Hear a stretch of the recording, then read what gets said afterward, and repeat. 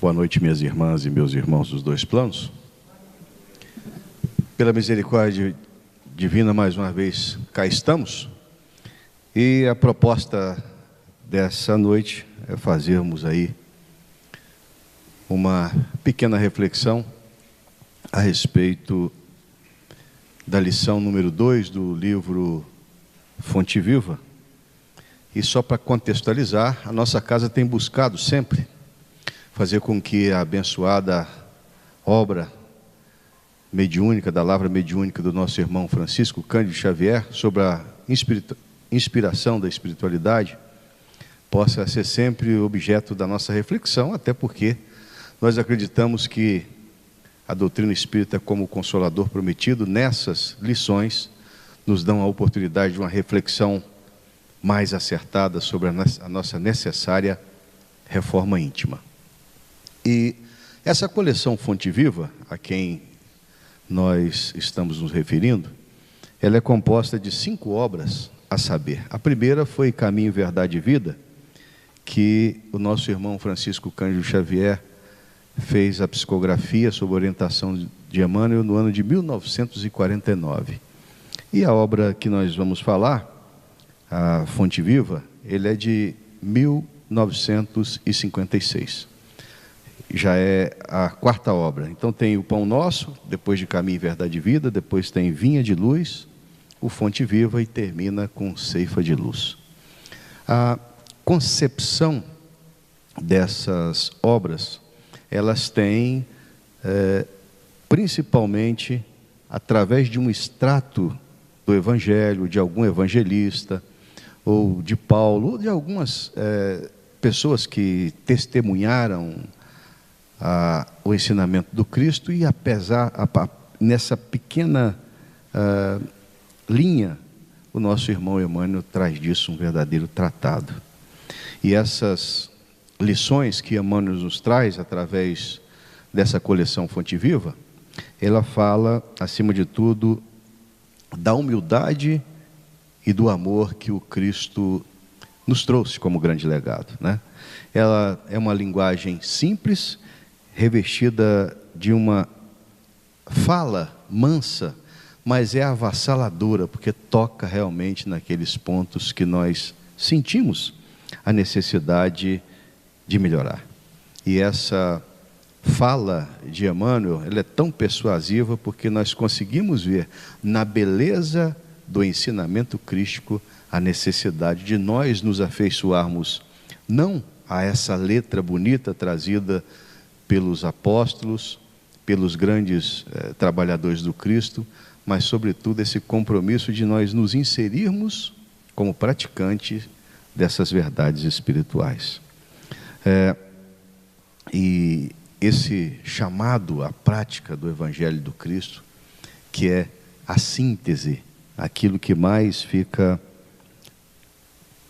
latente, ou seja, que mais fica, patente, mais fica claro que é esse chamamento sublime para a gente sair da nossa zona de conforto e sair da esfera do admirador da mensagem crística para praticante dessas verdades.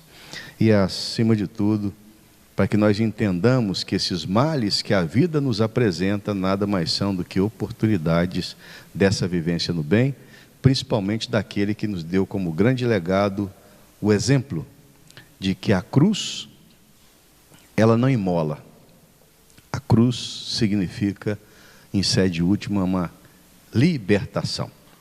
E o trecho, essa mensagem segunda do livro Fonte Viva, que nós vamos falar, trata da segunda epístola de Paulo, trata da epístola de Paulo aos Filipenses, no seu capítulo 2, no versículo 5, mais especificamente, quando o Emmanuel nos traz o modo de fazer, fazendo uma referência, acima de tudo, como foi lido pelo nosso irmão, da necessidade de nós fazermos com que a nossa vivência, enquanto encarnados, possa ser sempre voltada para o exercício do ensinamento crístico.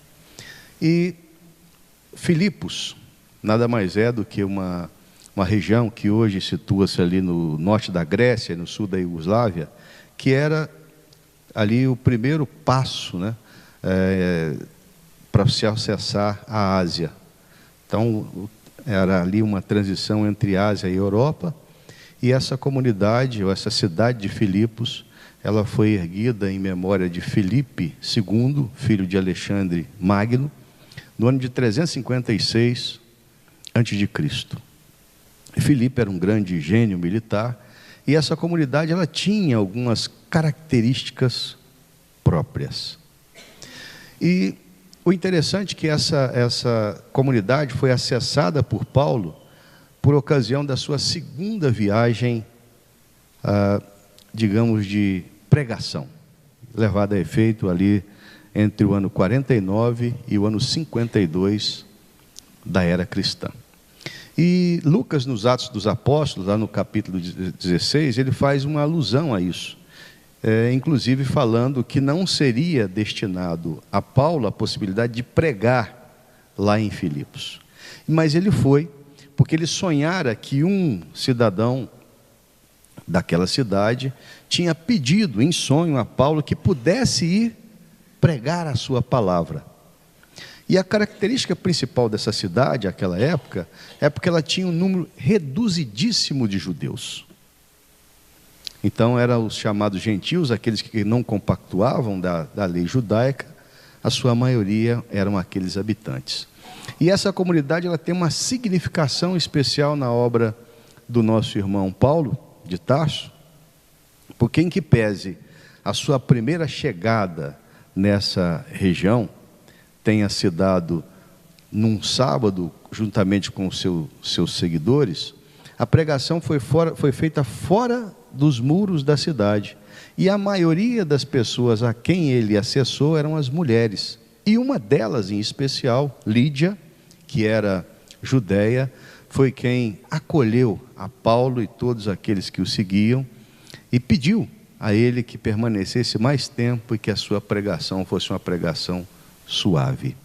Mas a carta, a epístola que o nosso irmão Paulo escreve, ela deu-se provavelmente no ano 53 a 58, quando, e aí a história registra um certo desacerto, porque Paulo encontrava-se preso naquela época, e ele queria fazer um agradecimento especial, porque nos seus socorros da sua peregrinação, poucas foram as comunidades que ele visitara nas suas viagens de pregação, que o auxiliaram, principalmente financeiramente, ou ajudaram aqueles que o seguiam. E a comunidade de Filipos foi uma dessas que fez para Paulo prestou um grande auxílio. Então, não se sabe, a história registra que ele poderia estar preso em Roma ou na Cesareia, mas que esta carta tem uma significação especial. Porque, diferentemente de muitas epístolas que Paulo trata aquelas comunidades visitadas, no sentido até de chamá-los à responsabilidade, admoestando-os para a necessidade do cumprimento daquilo que Paulo, trouxera como ensinamento de Jesus, essa epístola de Paulo aos Filipenses, ela é permeada de muito amor, de muita alegria e de muito bom ânimo. Mais que isso, se nós lemos, e depois eu concito a todos para dar uma lidinha na íntegra dessa epístola de Paulo aos Filipenses, se nós olharmos ela, lermos ela na íntegra, a gente vai ver que ela está atualíssima. Por incrível que pareça, né, sendo escrita aí aproximadamente mais de 1.600 anos, sou ruim de matemática, vamos deixar esses anos para lá, mas quase 2.000 anos em sendo escrita, ela tem um chamamento importantíssimo. Porque lá quando você vai ali na epístola número 5, perdão, no trecho número 5 desse capítulo, ele fala, acima de tudo, que nós possamos ter na nossa vida, nos nossos feitos, uma identificação dos nossos atos com aqueles pregados por Jesus. E o que mais ressalta quando Emmanuel nos traz a isso, é que ele fala da serenidade que o Cristo se apresentava perante todas as situações vividas por ele, apresentando uma serenidade muito grande perante essas oportunidades, que no seu curto apostolado de 3 anos, ele queria que nós tivéssemos, acima de tudo, a contextuação ternária. Primeiro, que nós tínhamos que ter uma obediência a uma força suprema, sublime, de bondade e poder. Mas que nós tínhamos que fazer com que essa força tivesse na nossa vida o condão, a possibilidade de fazer com que nós recebemos dessa força e da divindade, nós tivéssemos a capacidade de distribuir essas potencialidades com os nossos irmãos e irmãs de caminhada. E terceira, talvez a mais importante, é que só quando nós entendermos que a síntese da temência a Deus e do exercício do ensinamento crístico com os nossos irmãos de caminhada, é que nós alcançaremos a felicidade interior que só desfrutam aqueles que buscam exercer os ensinamentos de Jesus. Mas essa serenidade que o nosso irmão Emmanuel busca do Cristo, nessa exortação da Epístola de Paulo, ele traz alguns fatos também interessantes para uma reflexão. Porque ele coloca de forma muito para aquela comunidade, aquela época, e se fosse, por exemplo, se nós tivéssemos recebido, nós, os espíritas do Brasil, ou os cristãos do Brasil, ou os brasileiros, se tivéssemos recebido de Paulo aquela carta, se ela demorasse muito para chegar e chegasse hoje, por que ela era atualíssima? Porque ele busca fazer com que esse chamamento a você fazer essa adoração à divindade, mas com uma significação especial. Porque ele nos fala que não é essa fé cega, não, é a fé com possibilidades. E nessa epístola ele fala muito da humildade. E quando ele chama a humildade, e lembramos que é uma carta que fala de amor, por quê? Ele fala, Paulo fala da saudade que ele tem daquela época que esteve junto com aquelas pessoas. Fala de alegria, porque ele, quando está conversando com elas, ele está falando o seguinte: olha, esses momentos foram muito bons, mas por que esses momentos foram bons? Porque nós tivemos a oportunidade de juntos relembrarmos Jesus. Jesus que buscou na sua significação do filho maior que Deus colocou sobre essa terra, de colocar-se na condição de um humilde servidor. Reconhecendo que mesmo com todas aquelas maravilhas que ele, Cristo, fazia, ele fazia porque a força suprema e a bondade e misericórdia do nosso Pai Celestial tinha a possibilidade de dar a ele a força necessária para esse exercício. E o bom ânimo a que Paulo se refere nessa epístola é justamente o chamamento para que aquela possibilidade da vivência em nome do Cristo que tiverem pudesse estar sempre imperando no dia a dia daquelas criaturas. Então é um ponto interessante, que ele fala inclusive que ele estava impossibilitado naquele momento de estar ele próprio indo levar aquela notícia, mas que estava mandando Timóteo para que pudesse fazê-lo. E dá nessa epístola também uma notícia que um dos muito amados que teve com ele naquela pregação, encontrou-se doente às beiras da morte, mas que a misericórdia de Deus tinha lhe restituído a vida e a saúde. Então, esse bom ânimo a que Paulo faz a alusão, Ele traz, acima de tudo, o chamamento àquelas criaturas que não experimentavam, aquela comunidade que não experimentavam nenhum tipo de disputa, nenhum tipo, digamos assim, de desânimo, mas sim a confirmação de que os momentos vividos em nome de Jesus, eles ainda estariam produzindo bons frutos. E esse chamamento para que a humildade que eles experimentaram em Jesus, através da fala dele, Paulo, trazendo nos seus feitos, o chamamento sublime para que a misericórdia de Deus, aqueles que buscavam a vivência sublime na sua lei, pudesse ser alcançada por todas aquelas criaturas. Então, se nós recebêssemos hoje essa carta de Paulo, ou qualquer comunidade do mundo que recebesse, ela tem uma significação especial. Por que tem essa significação especial? Porque traz, acima de tudo, nessa reflexão das nossas possibilidades, as nossas necessidades.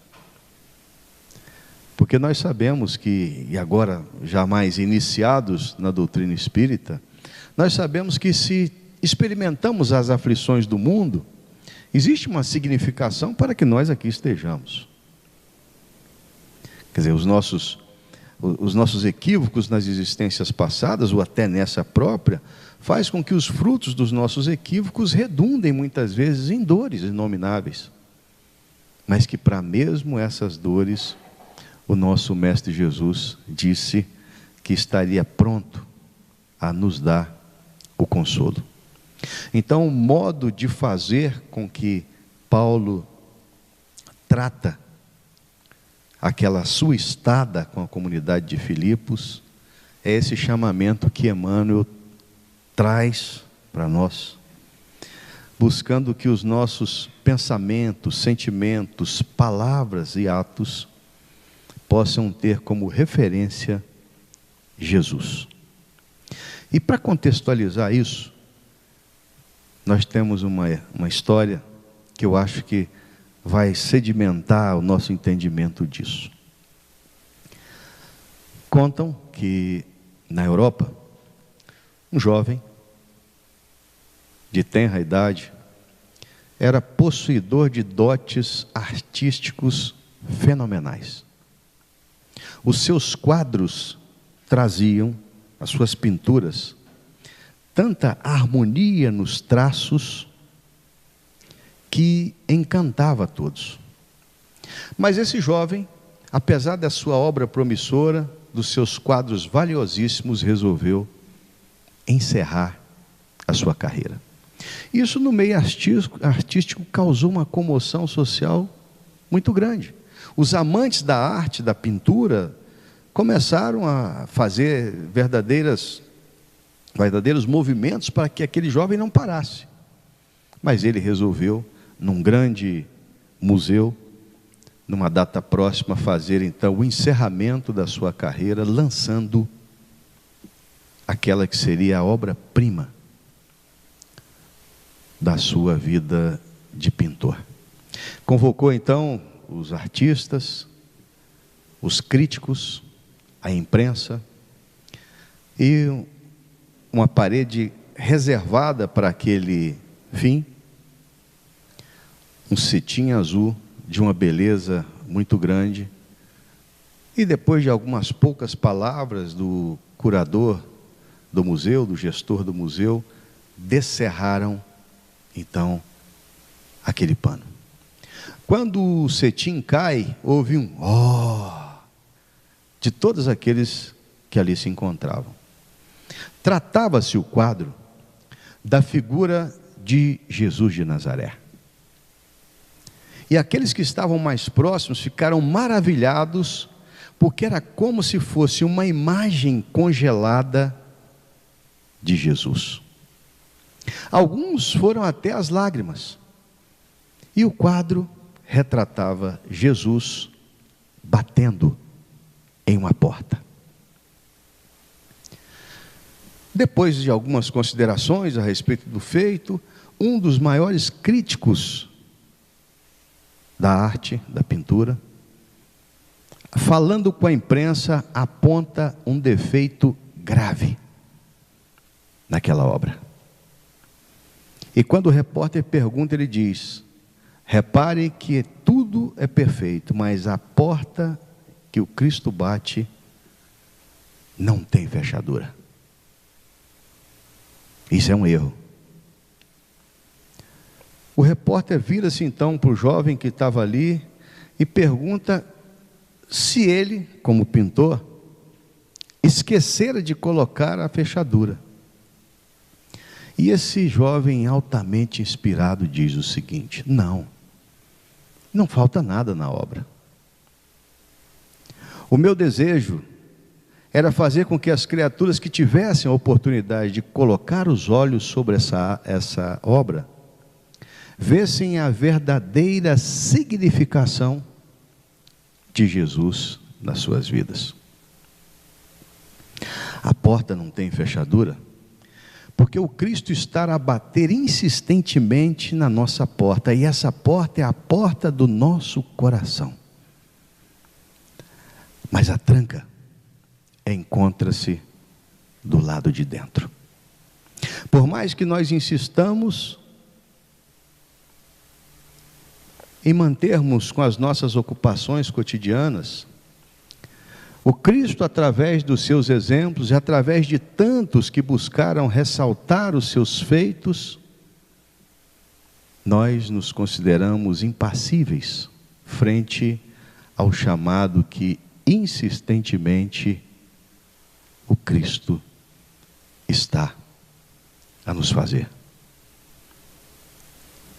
Houve um verdadeiro silêncio na explicação daqueles jovens, e muitas daquelas criaturas que estavam ali foram mesmo as lágrimas,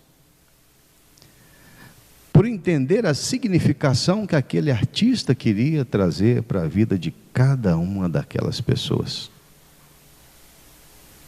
E nós fazemos aqui nesse momento um link, uma ligação com a epístola de Paulo aos Filipenses, nos concitando a fazer com que a nossa vida seja cada vez mais atendida pela alta significação do ensinamento de Jesus. Para que a família que merecemos e o corpo que necessitamos como um empréstimo temporário de Deus se revista numa possibilidade de fazer com que nós tenhamos o despertar e destravemos os nossos corações para que o Cristo nele faça morada. E que essa morada possa ser cada vez mais envolvida pela significação de entender que Ele, o justo por excelência, que buscou na sua curta estada sobre nós, nos apontar o caminho que conduz à redenção, pegando mesmo nas nossas mãos, enquanto nós ainda insistimos em arrebentar as portas que irão nos provocar as dores. Nós, graças a Deus, já sabemos como fazer. O modo de fazer, nós já temos o conhecimento. E as palavras críticas que vão soar sempre na nossa mente e se constitui num verdadeiro chamamento à reforma íntima é a seguinte: se nós já sabemos o modo de fazer, não nos iludamos, porque muito será pedido a quem muito foi dado. Fiquemos em paz.